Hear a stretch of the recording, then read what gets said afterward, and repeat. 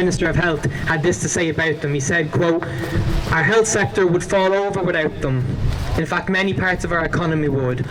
I would say that any nation that is so reliant on foreign labour for any of its industries or sectors, let alone multiple, is on a fast track of ceasing to be a nation. And those responsible for any of those departments getting to that state should resign."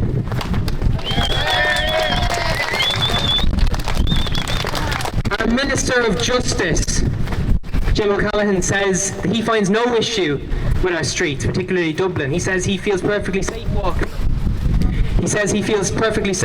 Them. Has it ever occurred to the gentleman that the vast majority of Irish citizens are in fact not well over 6 feet tall state officials with armed security and police escorts?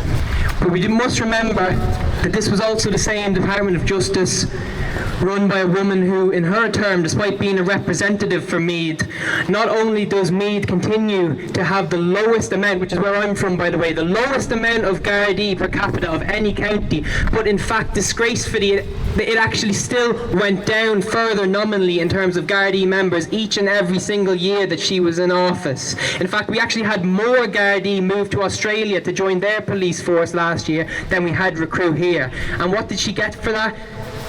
She was rewarded for her stellar service by being put in charge of the most valuable element of any nation, and that is the youth, where there is this continuous push and conspiracy to force with more fervour every year radical gender identity politics and radical left appeasement, which in my view is taking advantage of hopeless, vulnerable and innocent children and our next generations. Ireland is under siege from mass immigration.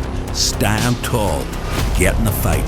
Click below and join with Sheila Naharan today.